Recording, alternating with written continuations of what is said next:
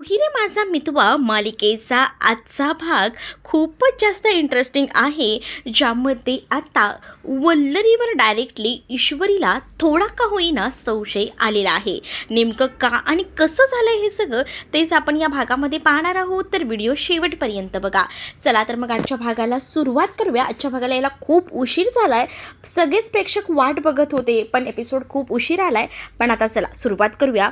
तर इकडे ईशू जी आहे ती सगळ्या पत्रकारांना अर्णवची बाजू समजावून सांगत असते. अर्णव हा किती सच्चा माणूस आहे, चांगला माणूस आहे, याबद्दल ती सगळ्यांना पटवून देत असते. त्याच वेळेला आता अर्णव ईश्वरीकडे बघत असतो. म्हणजे अर्णवला ना हे सगळं शो ऑफ नको असतं. इतके दिवस तो त्याच्या आईचा नावाचा वापर करून सगळं काही करत होता, म्हणजेच त्याला त्याच्या आईच्या नावाला सुद्धा धक्का द्यायचा नव्हता आणि त्यामुळेच त्याचं हे सगळं चाललेलं होतं. पण ईशूला सुद्धा हेच वाटत असतं की सात्विक आईंच्या नावाला जे काही गालबोट लागत आहे ते लागायला नको, आणि म्हणूनच ईश्वरीसुद्धा हे सगळं काही जपत असते, सांभाळत असते.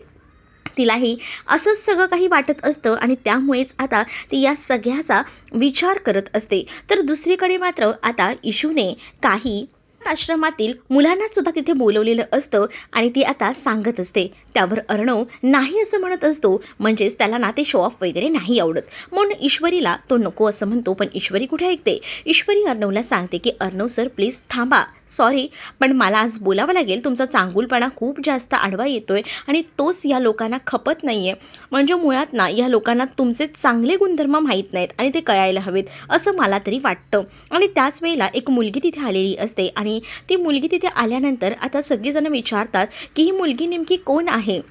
त्याच वेळेला अर्णव आणि त्याचसोबत ईश्वरी तिथे उभे असतात. तर ईश्वरी आता सगळ्यांना सांगते की ही मुलगी अनाथ आश्रमातील आहे. तुम्हाला जे काही प्रश्न विचारायचे आहेत ना त्या मुलीला विचारा. तुम्हाला सगळ्या प्रश्नांची उत्तरं ती तुम्हाला चांगल्या भाषेत देऊ शकते आणि जर तुम्हाला विश्वास नसेल तर स्वतः तुम्ही त्यांचं स्टेटमेंट घेऊ शकता.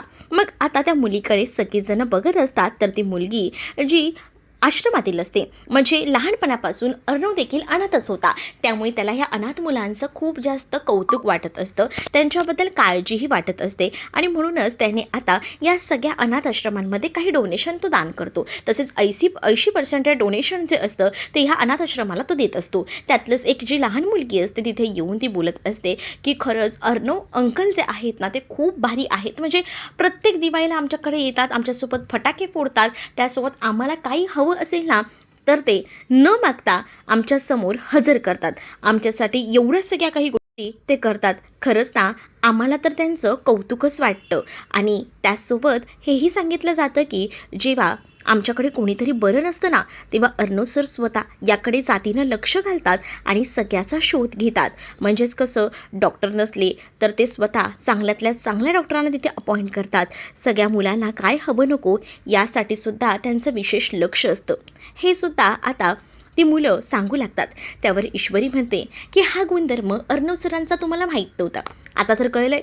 मला माहिती आहे तुम्हाला हे सगळं सांगण्याचा उद्देश माझा हाच आहे की तुम्हाला कोणीतरी काहीतरी हलक्या कानाने सांगितलं आहे आणि तुम्ही ते ऐकले. समोरचा व्यक्ती जर तुम्हाला काही सांगत असेल तर लगेच त्या गोष्टीवर विश्वास ठेवण्यापेक्षा ना आधी सगळ्याची पडताळणी करा आणि मग बोलायला या. कारण अर्णव सरांसारखा सच्चा माणूस ना या जगात कुठेही नाही आहे.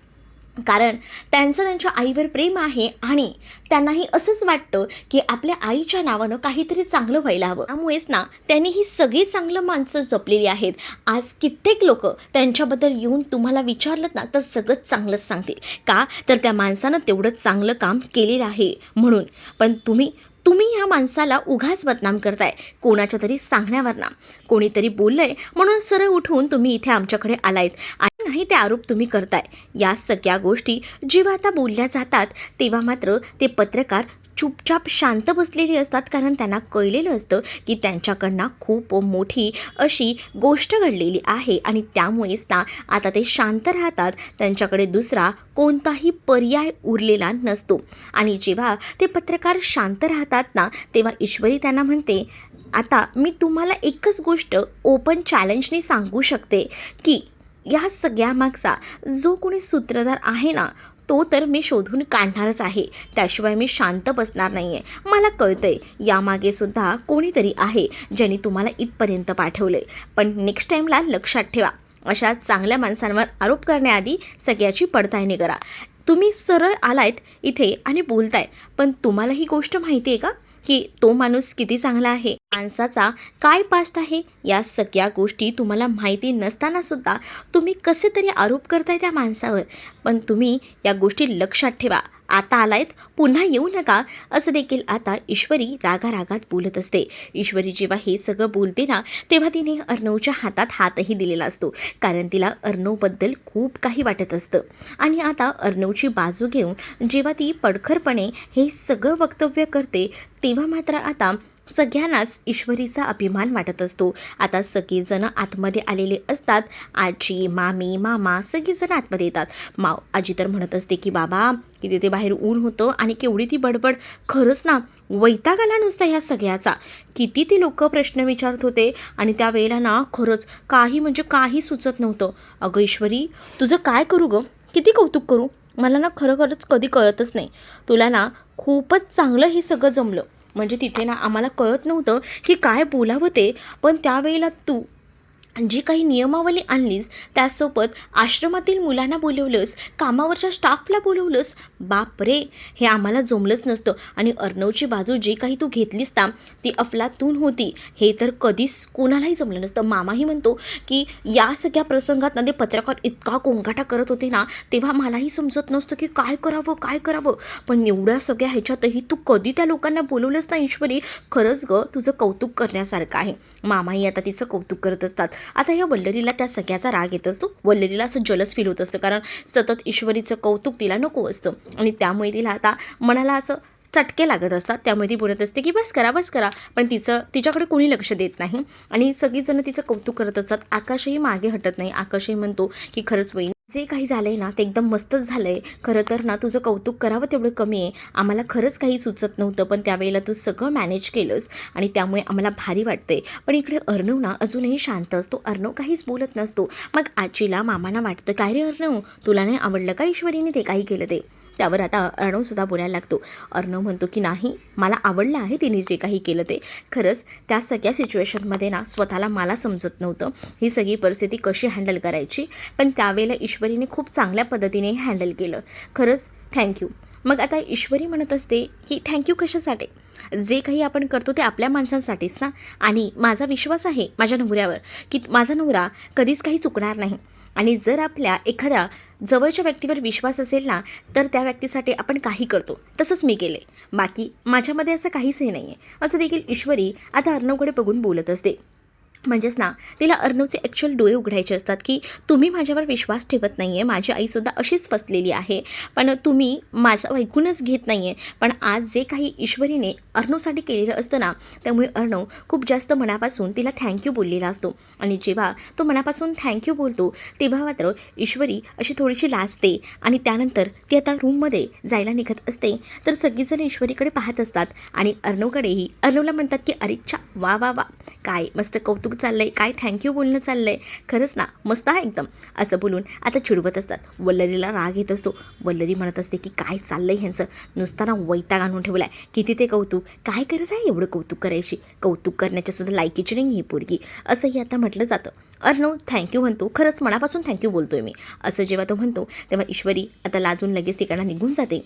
ईश्वरी जेव्हा आता तिकडनं निघून जाते तेव्हा मात्र अर्णव बघतच राहतो. मग मामा म्हणतात की हे काय, आकाश विचारतो ही अशी काय गेली, तर त्यांना कळतं की ही बहुतेक लाजली असेल म्हणून पळाली असेल.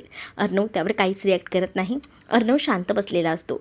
तर दुसरीकडे मात्र आता राकेश आपल्या रूममध्ये येतो आणि राकेश इकडे तिकडे पाहत असतो. राकेश म्हणतो की ही इंदोरी जिलेबी जर जास्तच हुशार निघाली, मी विचारही केला नव्हता इतकी हुशार निघाली आहे ही. म्हणजे तिने मोबाईल कुठे लपवून ठेवला असेल, काय केलं असेल त्या मोबाईलचं, खरंच ना काहीच कळत नाही आहे. कुठे लपवला असेल, काय केलं असेल, असे अनेक प्रश्न ना त्याच्या डोक्यामध्ये फिरत असतात. म्हणूनच तो आता थोडा शांत असतो, विचार करत असतो. त्यानंतर मात्र आता तो म्हणतो की नक्कीच कुठेतरी लपवलं असणार आहे, पण हे सगळं काही मला शोधून काढायला हवं, असंच शांत बसून चालणार नाही आहे, असाही डोक्यामध्ये त्याच्या विचार येत असतो. पण आता तो म्हणतो की इथे माझी बायकोही नाही आहे, कोण माझं बाजूही सावरून घ्यायला नाही आहे, मग आता मी काय करू असे सारखे विचार त्याला येत असतात. पण मला या मोबाईलपर्यंत पोचायला हवं, कारण जर हा मोबाईल माझ्या हाती लागला तरच माझं काम होणार नाही तर मी खूप मोठ्या अडचणीत सापडेन, असाही विचार तो आता करत असतो. ईश्वरी रूममध्ये येते. ईश्वरी रूममध्ये आल्यानंतर सगळीकडे पूर्ण सामान अस्ताव्यस्त झालेलं असतं. ती विचार करते की आम्ही सगळीजणं खाली होतो तर रूममध्ये आलेलं कोण होतं. ती सगळं सामान बघते, सगळीकडे हालचाल झालेली असते. तिला डाऊट येतो की नक्कीच रूममध्ये कोणतरी आलेलं होतं. ती दागिने वगैरे सगळं बघते. दागिने सगळे जागेवर आहेत का, म्हणजे दागिने गायब तर झालेले नाही आहेत ना, तर दागिने जागेवर असतात. दागिन्यांना काहीच झालेलं नसतं. मग कोण आलं असेल. तेवढ्यातच ना तिथे अर्णवही आलेला असतो. अर्णव जेव्हा येतो तेव्हा अर्णव ही रूम बघतो. अर्णवलाही कळत नसतं की हे काय चाललं आहे, म्हणजे आपल्या रूममध्ये कोण आलं होतं जेणेकरून आपल्या रूमची हालत ही अशी एकदम बेकार झालेली आहे, असा विचार तोही करू लागतो. मग त्यानंतर तो ईश्वरीला विचारतो. ईश्वरी म्हणते की मला असं वाटते की आपल्या रूममध्ये ना नक्कीच राकेश आला होता आणि राकेशनेच आपल्या रूमची ही अशी भयानक अशी अवस्था करून ठेवलेली आहे. मी ओळखते ना त्याला, तो नक्कीच मोबाईल शोधायला आला असेल हे ईश्वरीला कळलेलं असतं. परंतु अर्णव म्हणतो की इतक्या खालच्या थराला जाऊन हे सगळं करायचं, म्हणजे काय अवस्था केली त्याने रूमची, बघतेस ना तू, बघ सगळं सामान अस्ताव्यस्त केलं आहे. आता हे सगळं सामान त्यानेच केलं असणारे माहिती, त्याला सापडला नाही आहे मोबाईल आणि त्यामुळे हे सगळं केले. पण त्याला ना आपण आता सोडायचं नाही. त्याने जे काही केलं आहे ना ते आता बरोबर त्याला धडा शिकवायचा, असं ह्या दोघांनी ठरवलेलं असतं. कारण ह्या दोघांना पूर्णपणे माहिती असतं की हे सगळं करणारा दुसरा तिसरा कोणी नाही तर हा राकेशच असणार आहे. आणि राकेशच आहे हे जेव्हा आता त्यांना कळतं तेव्हा मात्र आता ते ठरवतात की चला आता काही झालं तरी त्या राकेशला सोडायचं नाही, राकेशला जाब विचारायला जायचं. आणि म्हणूनच राकेशला जाब विचारायला लगेच ते तिकडनं निघून जातात. राकेश आता रूममध्ये एकटाच असतो. राकेश रूममध्ये एकटाच असताना अर्णव डायरेक्टली राकेशकडे जातो. राकेश म्हणतो अरे अरे दोघं नवरा बायको आज माझ्या रूममध्ये, काही रूम वगैरे विसरलात की काय, असं म्हणून तो ओरडू लागतो. त्यावर आता अर्णव त्याला म्हणतो की आमच्या रूममध्ये का आला होतास, बोल, दे उत्तर माझ्या प्रश्नाचं, आमच्या रूममध्ये का आला होतास. आता हे सगळ्या उत्तर द्यायला राकेश म्हणतो की म्हणजे मला कळलं नाही, तुमच्या रूममध्ये मी कुठे आलो होतो, तुमच्या रूममध्ये तसं काही आहे का, तर तसं सांगा. हा राकेश ना उलटंच ह्यांच्यावरच बोलत असतो, ह्याची नेहमीचीच सवय असते, ह्याच्यात काही नवीन नाही आहे. मग राकेश जेव्हा हे सगळं काही बोलतो तेव्हा मात्र आता ईश्वरी त्याच्यावर ओरडते आणि म्हणते की मला माहिती आहे तू आमच्या रूममध्ये कशाला आला होतास, पर्या बोलाने सांगतोयस का तू कशाला आला होतास ते. आता राकेश काही बोलत नसतो, तो शांतच असतो. तेवढ्यातच ईश्वरी त्या राकेशवर फायरिंग करत असते. राकेश त्यांना उलट प्रश्न करत म्हणतो की बोला ना, काय आहे, काय आहे, काय तुमच्या रूममध्ये काय आहे ते मला जरा सांगा, म्हणजे कसं मला समजेल ना काय आहे ते, असंही आता म्हटलं जातं. जेव्हा हे सगळं काही बोललं जातं तेव्हा मात्र आता अर्णवने रागातच कॉलर धरलेली असते. अर्णव आता त्याला म्हणत असतो की तुला आता मी सोडत नसतो. आणि राकेश त्याच्यावरच उलट फिरत म्हणतो की मला तू का सोडणार नाही आहे, रूममध्ये काय आहे बोल ना, काय रूममध्ये तुझ्या एवढं आहे काय की जे मी तुझ्या रूममध्ये घ्यायला येईन. अर्णवला आता माहिती असतं की हा मोबाईल शोधायलाच आला आहे. त्याच वेळेला आता मुद्दामून राकेश ना अंजलीची भीती दाखवू लागतो. अंजलीचं माहिती आहे ना काय आहे, मग अंजली ताईची भीती मला तू दाखवू नकोस. अंजली ताईला ना आता खरं रूप तुझं मी सांगणारच आहे. खूप झालं, खूप म्हणजे खूप झालं, आता तुझे दिवस भरत आलेले आहेत, त्यामुळे आता फक्त उलटी गिनती मोजायला सुरुवात कर, असंही आता म्हटलं जातं.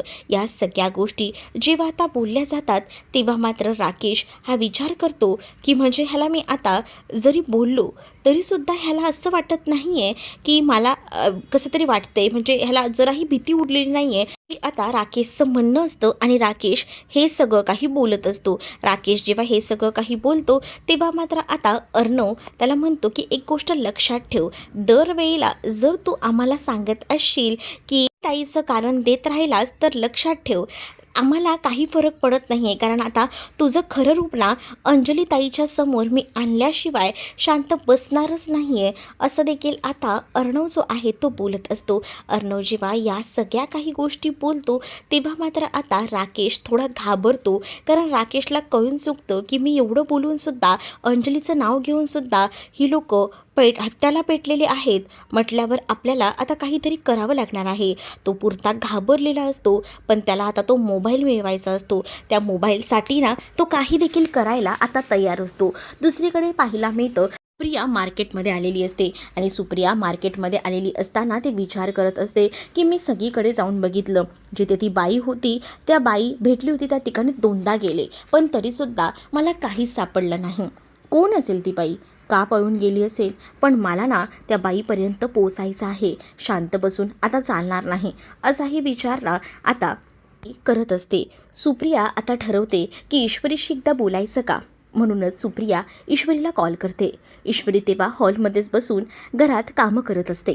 तिला ना आज जे काही झालेलं होतं तो सगळा प्रसंग डोळ्यासमोर आठवत असतो आणि त्यामुळेच ना आता ती त्या सगळ्या गोष्टीचा विचार करते. रूममध्ये आला होता, सगळं सामान त्यानं विस्कटलं, पण लास्टपर्यंत त्याने हे सांगितलं नाही की तो मोबाईल घ्यायला आला होता ते म्हणून, पण तो नक्कीच मोबाईल घ्यायलाच आला होता असाही विचार ईश्वरीच्या मनामध्ये येतो. सुप्रियाने आता ईश्वरीला कॉल केलेला असतो आणि ईश्वरी सुप्रियाला विचारते की अगं आई, बाहेर आहेस का तू कुठे.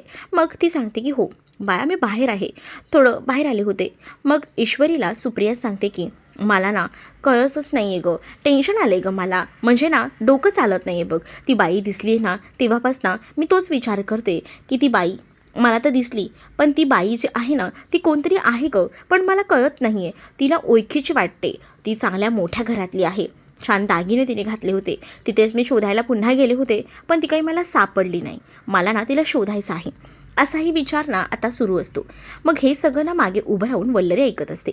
वल्लरी जेव्हा हे सगळं ऐकते तेव्हा वल्लरीला धक्का बसत असतो, कारण हे सगळं काही तिच्याबद्दलच बोललं जातंय हे सुद्धा आता कळून चुकलेलं असतं. वल्लरी शांतपणे सगळं काही बोलणं ऐकत असते. तिला असं वाटतं की चला फायनली का होईना थोडंसं आपल्याला ऐकायला भेटते, यावरून आपल्याला कळेल तरी ही लोक काय करतात. त्याच वेळेला ईश्वरीने आता सांगितलेलं असतं आपल्या आईला की बघ ना, आपल्या बाबांचे ते पत्रकार मित्र नाही आहेत का, त्या पत्रकार मित्रांकडनं तो चांगल्या एक चित्र काढून घे ना, म्हणजे कसं जर चित्र काढून घेतलंस ना तर आपल्याला ती बाई शोधायला बरं पडेल. आता त्या बाईला तू दोनदा बघितलेस, त्यामुळे तुला माहिती आहे ती बाई कशी दिसते ते. बरं सांग बरं मला, तिचं वर्णन जरा सांग, ती कशी दिसायला आहे. मग आता ते सगळं काही वर्णन ना ती सांगू लागते. वर्णन सांगत असताना इकडे वल्लरीला घाम फुटत असतो, कारण वल्लरीचे डोळे जसे घारे आहेत अगदी तसंच सांगितलेलं असतं की त्या बाईचे डोळे ना घारे आहेत बघ. आणि तिने ना आज हिरवी साडी नेसली होती, हिरवी साडी, घारे डोळे, गळ्यात दागिने सुद्धा होते. आणि आई अजून काय आठवते का तुला, आठव ना जरा. आणि तिने ना केसांचा आंबाडा घातला होता बघ. आंबाडा, अच्छा. मग आता हे सगळं काही इथे वल्लरीला मॅच होत होतं आणि केसांच्या आंबाड्याला गजराही लावला होता. पण आता सुप्रिया सांगू लागते. सुप्रिया जेव्हा हे सगळं वर्णन करत असते ना तेव्हा मात्र वल्लरीला काही कळत नसतं. म्हणजे आता तिची वाट लागली हे तिला कळून चुकतं. घाम असा फुटतो, ती पाणी पित असते ग्लासात ना, त्या ग्लासाचा आवाज येऊ लागतो. तर ईश्वरीची नजर मागे जाते. ईश्वरी बघते, ईश्वरी विचारते काही हवंय का, काही हवंय का मामी. मग ईश्वरीला ती म्हणते की नाही, हे काय पाणी घ्यायला आले होते, पाणीच घेते आणि जातेच. कारण वल्लरीला हे सगळं ऐकायला भेटत होते तिथे उभं राहून, आणि आता ते ऐकल्याला भेटलं नव्हतं, कारण तिथून आता ईश्वरीने तिला घालून टाकलेलं असतं. पाण्याची बॉटल ती घेते आणि तिकडनं जाते. पण त्याच वेळेला ईश्वरीला वल्लरीकडे बघून ना थोडा डाऊट येतो, कारण वल्लरीसारखंच वर्णन तिचं असतं. म्हणजे कसं, आंबाडा, केसात गजरा, फक्त गुलाबाची फुलं ना ती तेवढी मिस केलेली असतात सुप्रियाने. ती जरी सांगितली असती ना तर ईश्वरीचं काम ना खूप जास्त सोपं झालं असतं. तर आता वल्लरीला ईश्वरीने बोलल्यानंतर तिकडनं ती निघून गेलेली असते. मग इथे सुप्रिया विचारते काय गं, कोण आहे का तिथे. मग ईश्वरी म्हणते काही नाही गं, या मामी नाही का, मामी होत्या, त्यांना पाणी घ्यायचं होतं म्हणून त्या आल्या होत्या. मग मामी इथे वल्लरी विचार करते की आता माझं रूप, माझं सगळं सौंदर्य ह्यांनी पाठ केले आणि जर ह्यांनी चित्र काढून घेतलं तर माझं काय होईल, असा विचार ना आता वल्लरी करत असते. सुप्रिया मात्र आता टेन्शनमध्ये असते. पण त्याच वेळेला ईश्वरी आपल्या आईला आधार देते आणि आपल्या आईला सांगते की नको काळजी करू आईस, सगळं ठीक होईल, थोडा वेळ दे, सगळ्या काही गोष्टी नीट होतील. आपण चित्र काढून घेऊया आणि आपण त्या बाईपर्यंत पोचूया. आणि तू आता बाहेर फिरत बसू नकोस, त्या बाईला शोधत बसू नकोस, जा घरी जा आणि आराम कर. आणि बाबा बरे आहेत ना, असं देखील ईश्वरी आता विचारते. त्यावर आई सांगते की ठीक आहेत, मी आता निघतेही घरीच जायला, असं बोलून तीही फोन ठेवते. दुसरीकडे आता ईश्वरी या सगळ्या गोष्टींचं, म्हणजे आईनं ज्या काही गोष्टी सांगितल्यात, वर्णन केले, ते सगळं काही विचार विनिमय ती करत असते. कारण तिलाही कुठेतरी डाऊट वाटत असतो.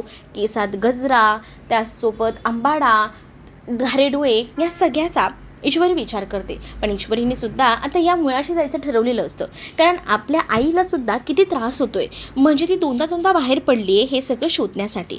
दुसऱ्याकडे दुसऱ्या दिवशी सकाळी आता सगळीजणं नाश्त्याच्या टेबलवर बसलेली असतात, छान असा नाश्ता करत असतात. त्याच वेळेला त्यांच्या गप्पा सुरू असतात.